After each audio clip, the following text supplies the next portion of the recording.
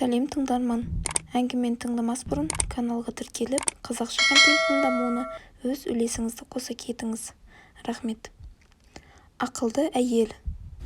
Ұзақ жылдар бойына қармағындағы елін әділеттікпен басқарған патша қайтыс болған соң, патша тағына оның мұрагері баласы отырады. Басына патша тәжін киген жас жігіт бірнеше күннен соң сарайындағы бүкіл уәзірлерін шақырып алып, ертең барлығыңызда қыздарыңызды менің алдыма алып келіңіздер. Мен алдыма келген қыздарға ойымда жүрген 3 сұрағымды қоямын.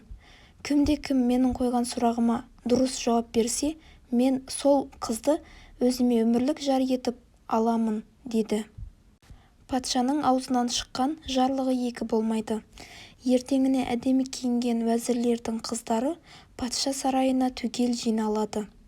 Көркемдігі бірінен бірі өткен қаздай тізіліп тұрған сұлу қыздардың алдына келіп, беттеріне ойлана қараған жас әмірші, менің сіздерге қояр 3 сұрағым бар. Ол мынандай: Машриқ пен Мағриптің арасы қанша? Жер мен көктің арасы қанша? Өтірік пен шындықтың арасы қанша? 3 күннің ішінде менің осы сұрақтарыма дұрыс жауап берген қызды мен өз некеме аламын, деп жарлық шашады. Сарайға жиналған уәзірлердің қыздары жас әміршінің аузынан шыққан бұл сұрақтарға лайықты жауап таппай қиналады. Қыздарына жәрдем бермек болған уәзірлердің өздері де патшаның сұрауларын шеше алмай тығырыққа тіреледі. Уәзірлер мен қыздарының ақылды патшаның қойған сұрағына жауап бере алмай қиналып жатқаны туралы хабар ел ішінде желей есіп кетеді. Бұл хабар сол жақын маңайда қой бағатын шопанның қызының құлағына тиеді. Қойшының қызы: ойпырмай, көп жылдардан бері сарайдағы патшаның ақылшысы болып жүрген уәзірлердің мына оп-оңай сұрақтардың жауабын білмегені қалай? Мұның өзі естіген құлаққа ұят-ау. Қой, ендеше өзім барып, осы сұрақтардың жауабын айтайын, деп патша сарайына бет алады. Патша өзінің дұрыс шешімін таппай жатқан сұрақтарына жауап беруге бір шопанның қызы келіп тұрғанын естігенде қуанып кетеді. Есік алдындағы күзетшілер жауап беруге келген қызды кідіртпестен патшаның алдына алып барады. Қаршадай қызды көргенде жиналғандар аң-таң боп, сарай ішінде шыбынның ызыңы естілердей тыныштық орнай қалады. Келген қыз не айтар екен дегендей барлығы оған ықыласпен құлақ түреді. Сіздің бірінші сұрағыңыз: Машриқ пен Мағриптің арасы 1 күндік жол. Себебі шығыстан шыққан күн батысқа барып батқанша 1 күн уақыт өтеді, ал жер мен көктің арасы 2 ақ елі. Егер жоғарыға қарасаң көкті, ал төменге қарасаң жерді көресің. Көзіңнің алдына 2 саусағыңды қойсаң, ештеңені де көрмейсің. Ал 3-ші сұрағыңыз: өтірік пен шындықтың арасы 4 елі ақ.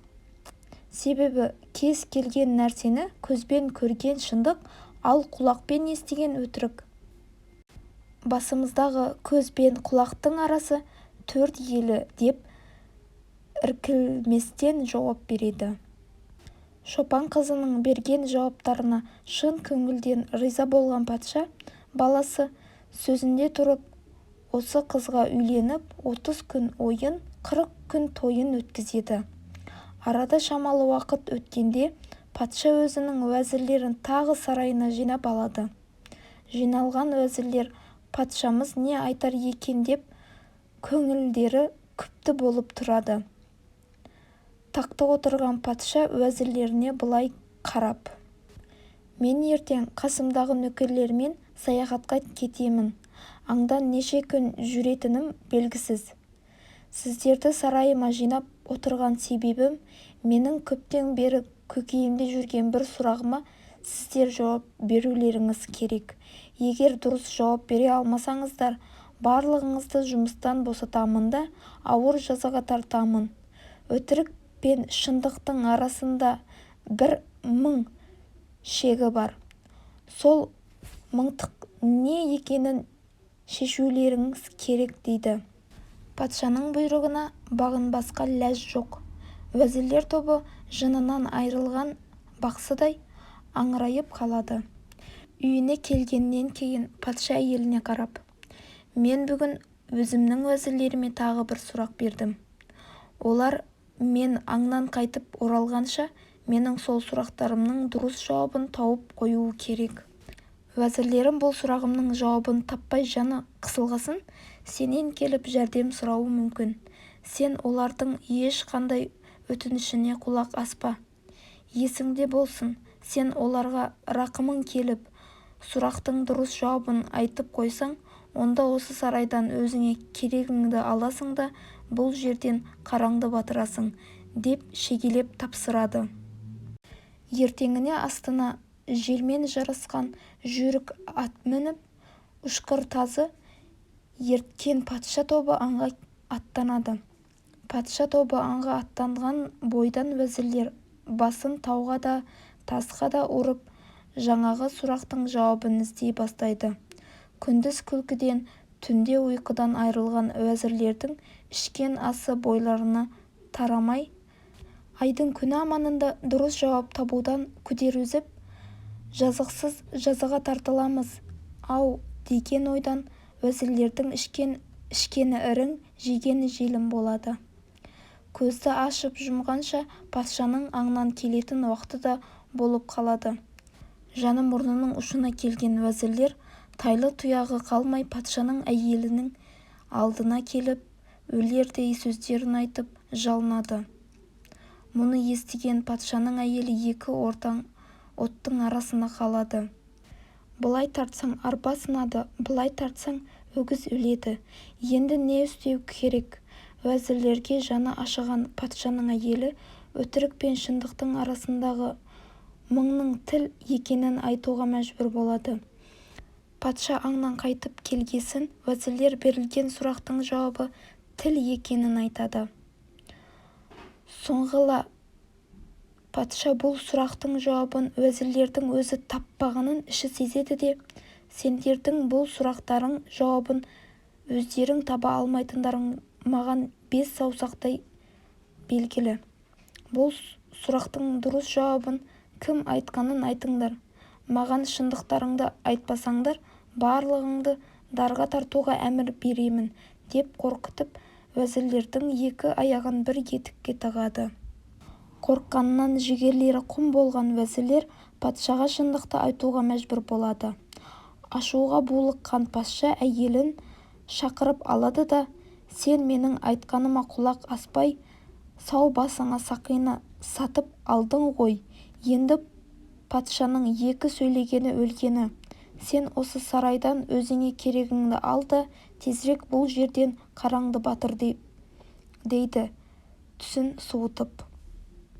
Патшаның аузынан шыққан мұндай сөздерден салы суға кеткен ақылды әйел үйіне келіп түрлі тағамдар жасап, базардан шараптың неше атасын алдырып алғысын күйеуіне келіп: «Ал, патшам, сізден менің бір өтінішім. Екеуміз соңғы рет дастархан басында бір отырып тамақтанайықшы», деп патшаны майлы ішектей айналдырады. Сүйікті әйелінің соңғы өтінішін жерге тастай алмаған патша оның айтқанына көне кетеді. Дастархан басындағы түрлі тағамдардан дәм татқан патша әйелінің өз қолымен ұстаған шарабынан да бас тарта алмайды. Ішкен шарабы шамадан тыс көбейіп кеткен патша мас болып қалады. Қолайлы сәтті құр жібермейтін ақылды әйел сарай қызметкерлеріне әмір беріп ат-арба алдыртады. Арабаға жайлы төсек салдыртқан әйел мас патшаны арабаға жатқызып қаладан шығып кетеді.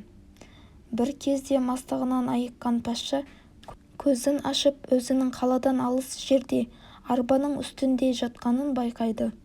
Патшаның көзін ашқанын сезген ақылды әйел: «Тақсыр, сіз маған уәзірлерге берілген сұрақтың шешуін айтып қойсаң, сарайдан өзіңе керегіңді алып шығып кетесің деген едіңіз.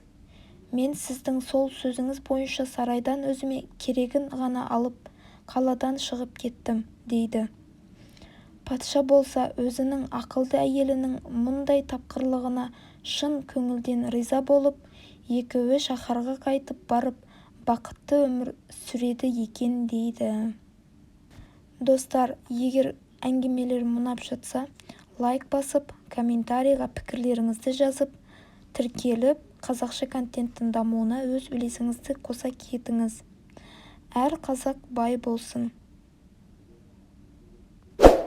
Менімен бірге соңына дейін тыңдағандарыңыз үшін рахмет.